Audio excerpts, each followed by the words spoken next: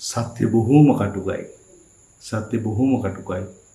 ඒ කටුව සත්‍යයට අපිට මුහුණ දෙන්න වෙනවා. මම අද කියන්න ආවේ ඒක නෙමෙයි. අද කියන්න ආවේ ඔයාගේ ඩෙන්ටිටි නැති වුණාද? ඔයාලා දැන් අලුත් එකක් හදාගන්න විදියක් ඔයා දන්නේ නැතුව ඒ සමහරක් විට. සමහරට දන්නවත් ඇති. යාළුවෙන්ගුත් අහනවා ඇති. හැබැයි මේ වීඩියෝ එකේදී මම අද පියවරෙන් පියවර ඔයාලට කියලා දෙනවා. කොහොමද ඩෙන්ටිටි ඔයාගේ නැති වුණා නම් පියවරෙන් පියවර මේ දේවල් ටික කරලා අලුත් ඩෙන්ටිටි හදාගන්නේ නැත්නම් වන් ඩේ ගිහිල්ලා ගන්න කොහොමද කියන එක අද වීඩියෝ එකකින් කියලා දෙනවා. මේ වීඩියෝ එක අන්තිම වෙනකම් බලන්න. එහෙනම් ඔයාලට ජයම් ප්‍රාර්ථනා කරනවා. මාව සබ්ස්ක්‍රයිබ් කරගෙන යන්න. අපි බලමු වීඩියෝ එක.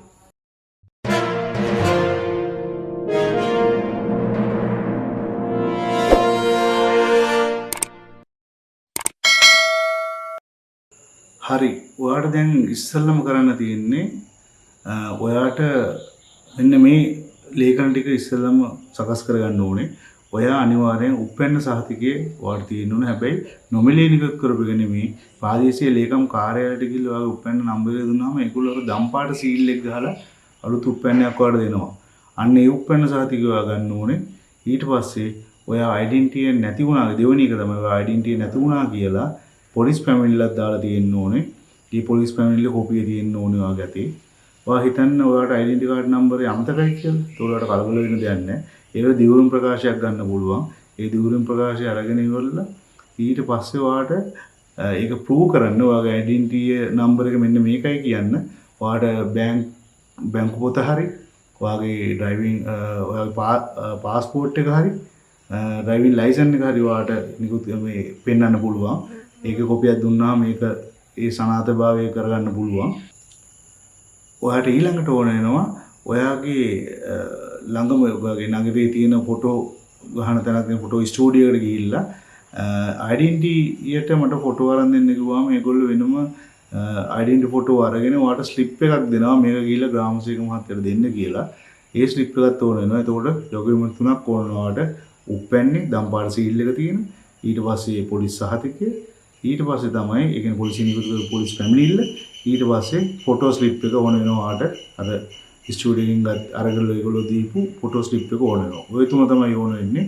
ඊට අමතරව ඔයා ලියුම් කවර් දෙකක් ගන්න ඕනේ. ඔයාට මේ ලියුම් කවර් දෙකත් අරගෙන ඔයා ඊට පස්සේ ඒ අදාළ ලීගල් ටික සකස් කරගෙන ඔයා ග්‍රාම සේවක ගාවට තමයි යන්න ඕනේ. හරි. ඔයා ඊට පස්සේ මේ ડોකියුමන්ට් ටික ඔක්කොම හදාගෙන ග්‍රාම සේවක මහත්තයා හම්බෙන්න යනවා. ග්‍රාම සේවක මහත්තයා නෝනා හම්බෙන්නේ ඔයාගේ ප්‍රදේශයේ ඉන්න ග්‍රාම සේවක ගාවට යන්න ඕනේ. ඉතින් එතනට ගියාම ඔයාට සාමාන්‍ය ගාස්තු වෙන්නේ 1140යි. ඒතර ඔයා එතනට ගියාම ග්‍රාම සේවක මහත්තයා ගාව තියෙනවා මේ ෆෝම් ටික. මේ ෆෝම් ටික ඔයාලට දෙනවා. ආයෙ ටික නිවැරදිව පුරවන්න ඕන. ඔයාගේ උපැන්නේ විදියට නම ගම ඒ ටික පුරවන්න. එතකොට ඉංග්‍රීසි වලින් ඔයා ලියනකොට ඒ විදිහ හරියට ස්පෙලිං ටික ලියන්න නැත්නම් පස්සේ කාලේදී પાස්පෝර්ට් එකක් හදන්න උනොත් මේ ප්‍රශ්න ඊට පස්සේ ඇති වෙන්න පුළුවන්. එහෙනම් ඒක නිවැරදිව බලලා හරියටම ඒ ෆෝම් එක ෆිල් කරගන්න.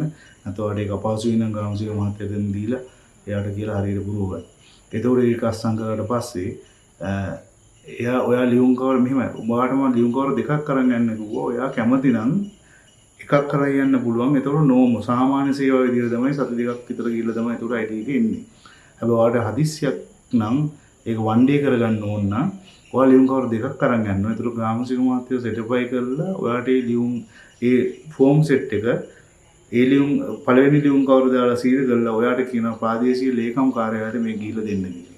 ඒතකොට ආ ප්‍රාදේශීය ලේකම් කාර්යාලයට ගියාම ඒගොල්ලෝ ඒ ලියුම් කවරේ කඩලා ඒගොල්ලෝ නැවත ආපහු ඒක සර්ටිෆයි කරලා ඔයාට ඒ ලියුම් කවරේම අනිත් දෙවෙනි ලියුම් කවරේ දාලා ඔයාට කියනවා ඩෙන්ටිටි හදන ස්ථානයේ නැත්නම් ඩෙන්ටිටි දෙපාර්තමේන්තුව බත්තර මුල්ලට ඔයාට යන්න පුළුවන්. නැත්නම් ඔයා ඉන්නේ කුරුණෑගල නම් කුරුණෑගල ශාඛාවට පුළුවන්. මාතර නම් මාතරේකට පුළුවන්.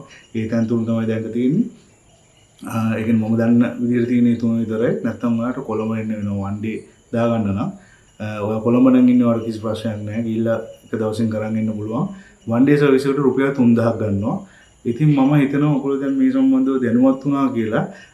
මේ පියවරෙන් පියවර මම ආපහු නැවත මගේ ඩිස්ක්‍රිප්ෂන් එකෙත් මේ ටික දාලා තියන්නම්.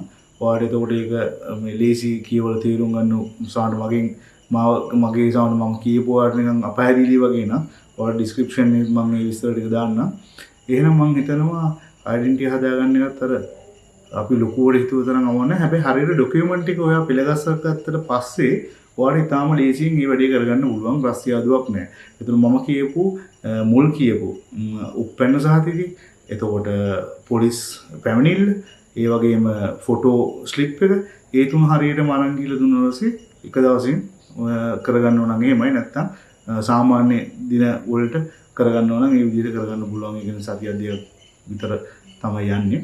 ඒ හින්දා ඔයාලා හදිස්සි වුණා ඒ ඔයා හිතන්න එපා ඔයාට දැන් ඒතරම් ඩෙන්ටිටි එකක් නැහැ නේ. හැබැයි ග්‍රාම සේවකකින් පොඩි ස්ලිප් එකක් ඔයාලට දෙනවා මේ ඒ ඔයා සාමාන්‍ය සේව දැම්මම මේ අහවල් පුද්ගලයා මේ මෙන්නමයි කියලා පොඩි ඔයාගේ ඩෙන්ටිටි නම්බර් දාලා එයාගෙන් කොලයක් හම්බ වෙනවා. ඒ හින්දා බය වෙන දෙයක් නැහැ. ඉතින් ඔය හින්දා ඔය විදිහට ඔයා ඒක කරගන්න. තව මේක අනිවාර්යෙන් මේ වීඩියෝ ෂෙයා කරන්න. තව යාළුවෝ ඉන්නවා නම් ඔය ප්‍රශ්නෙම ඉන්නවා නම් යාළුවන්ටත් බලන්න ෂෙයා කරන්න. ඉතින් මම ඉල්ලනවා මගේ channel එක subscribe කරලා නැත්නම් තාම subscribe කරන්න. තවත් මේ වගේ වටිනා වීඩියෝ ඉස්සරහට ගේන්න මම බලාපොරොත්තු වෙනවා. එහෙනම් ඔයගලන්ට සුබ දවසක්. ස්තුතියි.